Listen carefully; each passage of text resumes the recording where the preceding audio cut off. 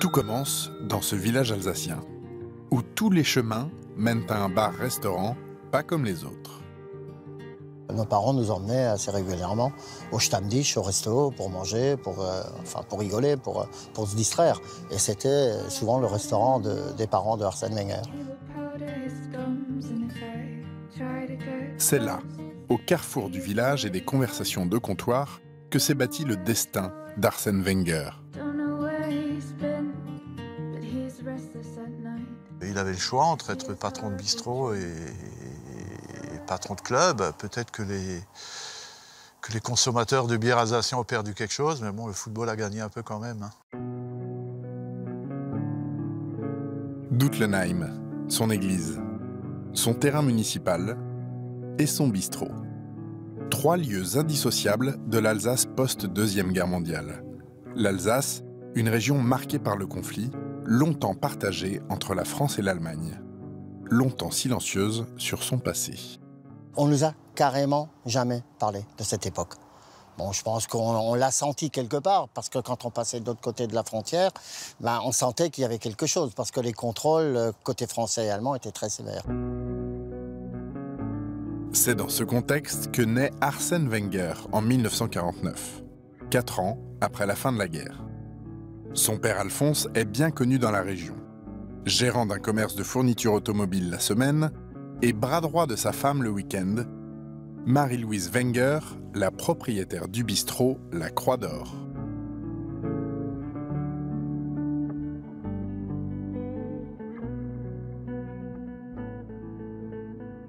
Restaurant le midi, vestiaire de football l'après-midi.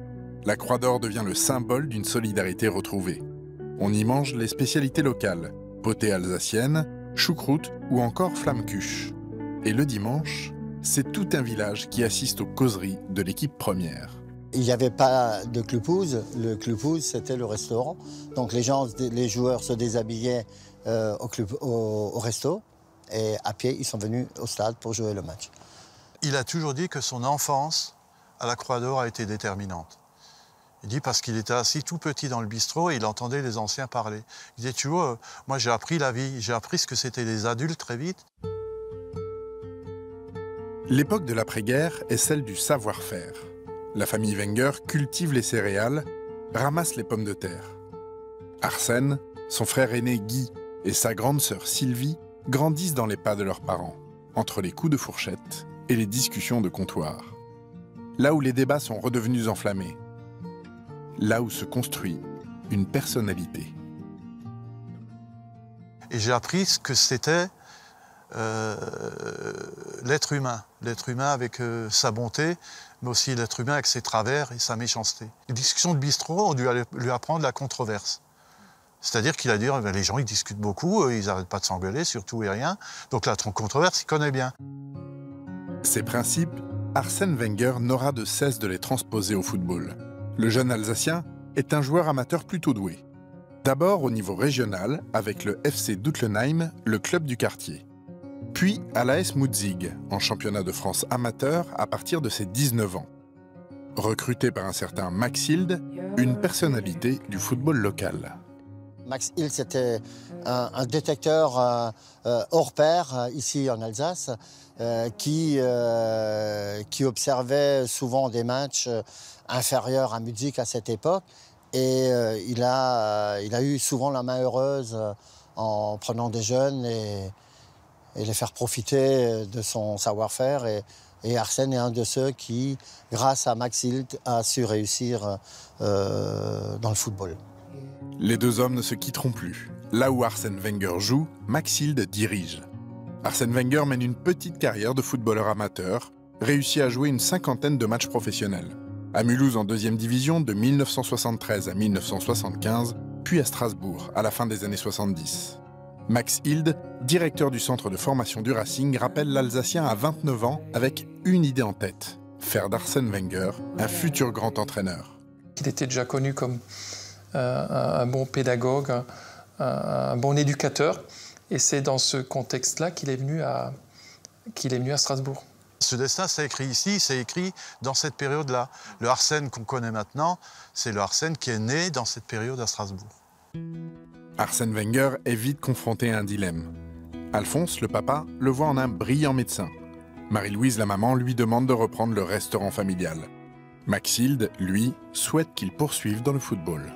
Arsène Wenger choisit de suivre son mentor, tout en tenant la promesse faite à sa mère. Il poursuit ses études jusqu'à obtenir un diplôme, une licence d'économie à l'université de Strasbourg.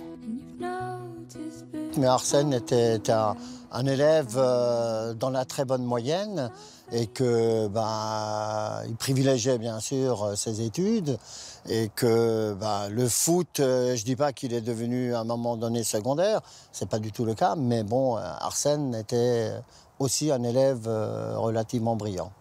C'était un éternel étudiant, hein, et je crois qu'il avait sa carte d'étudiant jusqu'à 30 ou 35 ans, donc ça veut dire que quand il avait un moment, il allait aussi en fac à Strasbourg. Parce qu'initialement, le père d'Arsène n'était pas du tout pour qu'il se lance dans le foot. Et donc c'est Max qui a réussi, d'après ce que je sais, à convaincre le père de le laisser partir, de faire un essai dans le foot. C'est Maxilde qui lui a mis carrément le pied à l'étrier, hein, pendant le temps où il était là, quasiment tous les samedis. Il partait en Allemagne, voir des matchs de Bundesliga. L'observation. Arsène Wenger ne s'est jamais détaché de ce principe. Au restaurant La Croix d'Or d'abord, sur les pelouses de football ensuite, l'Alsacien écoute, étudie, discute. Arsène, à cette époque-là, observait beaucoup, écoutait beaucoup. Et quand il parlait peu, mais quand il parlait, c'était toujours très sensé. C'était quelque chose qui était très intelligent. Déjà, il y a une tronche d'entraîneur, quoi. Avec ses lunettes, toujours bien coiffé, toujours bien sur lui. Il aurait pu être enseignant. C'est sûr qu'il aurait pu être enseignant. Bien sûr, c'est un professeur. Il prend, il donne. Il apprend, il enseigne. C'est toute sa qualité. Je pense que professeur, c'est à la fois un élève et un professeur toute sa vie. Le professeur. Un surnom qui lui colle toujours à la peau. Arsène Wenger ne cessera de vouloir enseigner le football partout où il passera. À Nancy d'abord, puis à Monaco, où il remporte un titre de champion et une Coupe de France. Arsène Wenger est obnubilé par son métier. Pour parler un peu plus loin, moi je me souviens de vacances passées chez lui près de Monaco, quand il était dans de Monaco. Il y avait juste des cassettes partout, c'était parfois un peu le bordel. Il y avait des cassettes, il n'y avait rien d'autre à faire que regarder les matchs, à discuter, à décortiquer. Sa vie, c'est du 1er janvier au 31 décembre. C'est le football. Il n'y a pas un jour, il n'y a peut-être même pas une minute où il ne vit pas le football. Remercié par Monaco en 1994, Arsène Wenger part tenter sa chance au Japon. 2 années à Nagoya déterminantes dans son histoire. Là-bas, il gère les transferts, prend en charge l'école de football. Lui, le simple entraîneur, devient alors un vrai manager. Tout ce qu'il est devenu, c'est ses discussions avec les entraîneurs, certainement avec des joueurs aussi. Non, c'est surtout quelqu'un qui s'est beaucoup intéressé, qui a beaucoup parlé avec les gens. Arsène, s'il n'avait pas été entraîneur de foot, aurait été un grand dirigeant d'entreprise. Finalement, à 66 ans, Arsène Wenger a satisfait tout le monde. Il n'a certes pas repris les rênes de la Croix d'Or, mais il est aujourd'hui à la tête d'Arsenal, l'une des plus grandes entreprises de football européen, fidèle à la philosophie prônée par Maxilde, diriger son effectif avec le désir de divertir, d'attaquer et de soigner le beau jeu.